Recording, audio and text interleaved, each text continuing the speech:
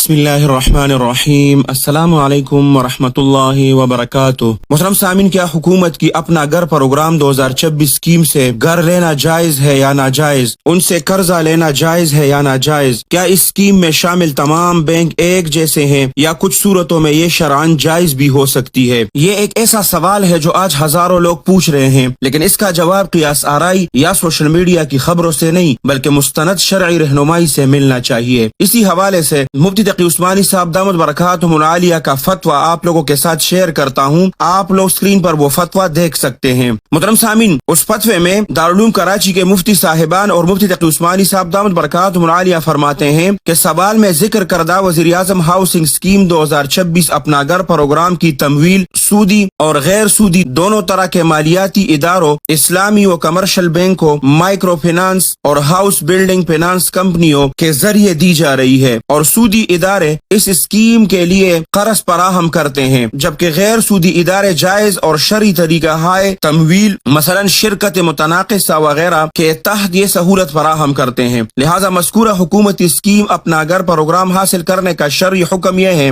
کہ اس کی تمویل اگر کسی سودی مالیاتی ادارے کے ذریعے حاصل کی جائے تو یہ شرعاً جائز نہیں، کیونکہ سودی مالیاتی ادارے یہ تمویل سودی قرضہ دے کر فراہم کرتے ہیں اور سودی قرض کا معاملہ شرعاً جائز نہیں۔ البتہ اگر یہ اسکیم کسی غیر سودی مالیاتی ادارے سے حاصل کی جائے جبکہ وہ مالیاتی ادارہ مستند اور قابل اعتماد علماء کی زیر نگرانی شرعی اور جائز طریقہ ہائے تمویل کو اختیار کر کے یہ سہولت فراہم کر رہا ہو، اور ان علماء کرام کو اس ادارے کے معاملات کی شرعی حیثیت کے بارے میں اطمینان ہو، اور آپ کو بھی ان علماء کرام کے علم، فہم اور تقوی پر اعتماد ہو، تو ایسے غیر سودی مالیاتی ادارے کے ذریعے مذکورہ حکومتی اسکیم کی سہولت حاصل کی جا سکتی ہے۔ محترم سامعین، آپ نے خود یہ فتویٰ اسکرین پر دیکھا اور ساتھ ساتھ میں نے ان کو پڑھا کہ مفتی تقی عثمانی صاحب حفظہ اللہ کے فتوے کے مطابق اس اسکیم کا حکم اس بات پر موقوف ہے کہ تمویل کس ادارے کے ذریعے حاصل کی جا رہی ہے۔ لہٰذا کسی بھی اشتہار، سوشل میڈیا پوسٹ یا سنی سنائی بات کی بنیاد پر فیصلہ کرنے کے بجائے پہلے یہ جاننا ضروری ہے کہ متعلقہ ادارہ سودی نظام پر کام کر رہا ہے یا مستند شرعی نگرانی میں اسلامی طریقہ تمویل اختیار کیے ہوئے ہیں۔ یہ وہ فرق ہے جسے نظر انداز کرنے سے ایک ہی اسکیم کے بارے میں جائز اور ناجائز دونوں طرح کے فیصلے سامنے آ سکتے ہیں۔ محترم سامعین، اگر آپ لوگوں نے اس اسکیم سے فائدہ اٹھایا ہے یا آپ کے کسی قریبی رشتہ دار یا جاننے والے نے، اور آپ کے پاس اس کے بارے میں کوئی معلومات ہو، تو کمنٹ سیکشن میں اپنے معلومات ہمارے ساتھ ضرور شیئر کریں۔ ہمیں آپ کی قیمتی رائے کا انتظار رہے گا۔ اللہ سبحانہ و تعالی آپ سب کو اپنے حفظ اور امان میں رکھے، اپنے خصوصی دعاؤں میں یاد رکھے۔ السلام علیکم ورحمۃ اللہ وبرکاتہ۔